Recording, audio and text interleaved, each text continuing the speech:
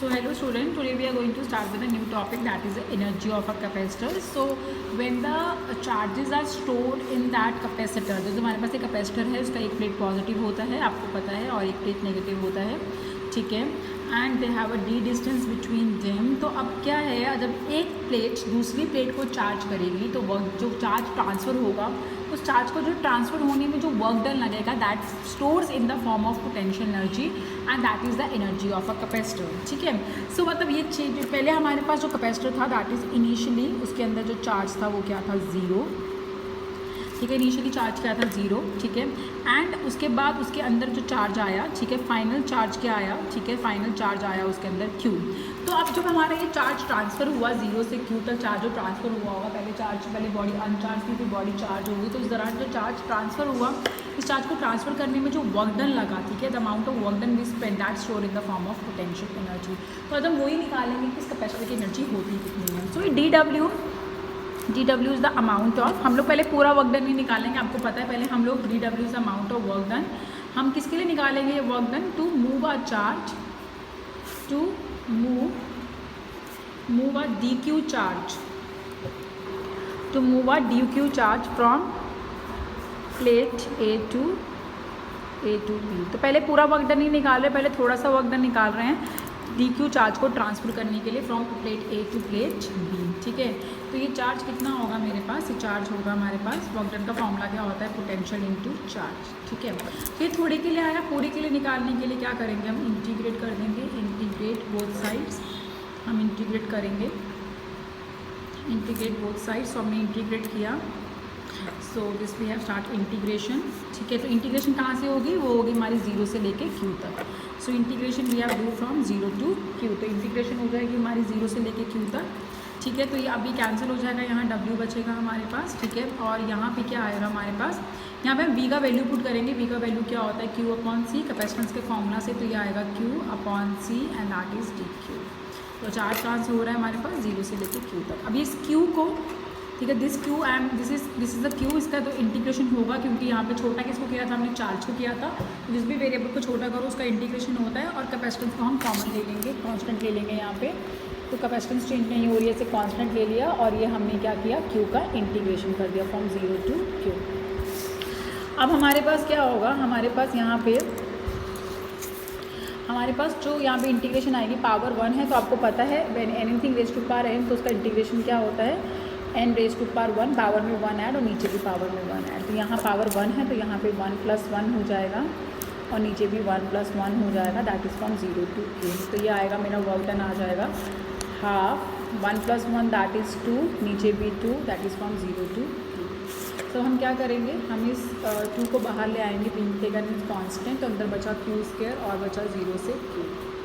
अब हमारे पास क्या होगा बेटा, हम पुट करेंगे, लिमिट्स पुट कर देंगे. सो this is my upper limit, that is Q, and that is my lower limit, that is 0. सो मेरे पास जो वर्क डन बना, that is half Q.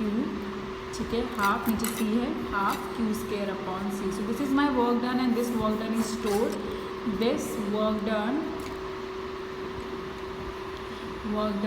is stored in the form of potential energy. तो ये work done हमारा store होगा इन the form of potential energy. ठीक है. यहाँ पे ये जो वर्क डन आया है हमारा U, इससे हम 3 वैल्यूज़ निकाल सकते हैं. हाफ, हमारे पास हाफ Q²/C आया है. आप Q की वैल्यू डालो विच इज़ CV, तो आपके पास जो एक नई पोटेंशियल एनर्जी आएगी वो कितनी आएगी, हाफ C² V² Q² की जगह डाला आपने CV का वैल्यू, नीचे C से C कैंसिल हो जाएगा. सो आपके पास बचेगा हाफ CV. यहाँ पे क्या हुआ, ये मेरे पास जो नई एनर्जी आई वो C से C कैंसिल हो गया, तो आया हाफ CV². नाउ मैं यहाँ पे क्या करूँगी, now next thing what I will do, I will put the value of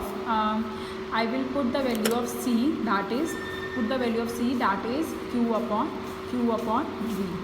ठीक है. तो मेरे पास ये हाफ C की जगह पे आएगा Q upon V and into V², V से V कैंसिल. तो मेरे पास थर्ड एनर्जी आया, दैट इज़ हाफ QV. सो मेरे पास यहाँ पे 3 एनर्जीज आई हैं, एक हाफ Q²/C, एक हाफ CV² और एक half QV. You have to retain this formula in your mind, आगे चल के न्यूमेरिकल्स में ये काम आएगा. अब हम आज का जो हम लास्ट टॉपिक करेंगे, that is the energy density, जो इस टॉपिक से लिंक करता है, इसलिए मैं आज साथ में करवा रही हूँ. That is the energy density of a capacitor. ठीक है। तो energy density of the capacitor को हम स्मॉल यू से रिप्रेजेंट करते हैं, we represent it with the small u. So यहाँ पे डेंसिटी है, that means you divide the thing energy with the volume. So आपकी एनर्जी डेंसिटी क्या होती है?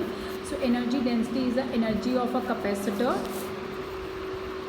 Energy of a capacitor per unit volume, ठीक है।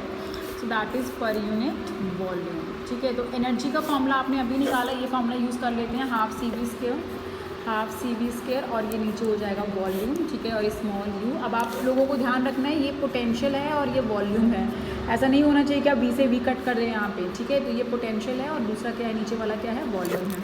सो अब यहाँ पे हम सी और वी की वैल्यू डालेंगे। सी की वैल्यू होती है एप्सिलॉन नॉट बाई 8, आपको पता है capacitance of a parallel plate. V हो जाएगा वी ई इंटू डी, आपने यूज़ किया था अभी। और वॉल्यूम क्या होता है, एरिया इंटू डिस्टेंस, क्योंकि यहाँ पे जो कैपेसिटर होगा, ठीक है, उसकी प्लेट्स का एरिया क्या है, ए, और इनके बीच में डिस्टेंस है डी।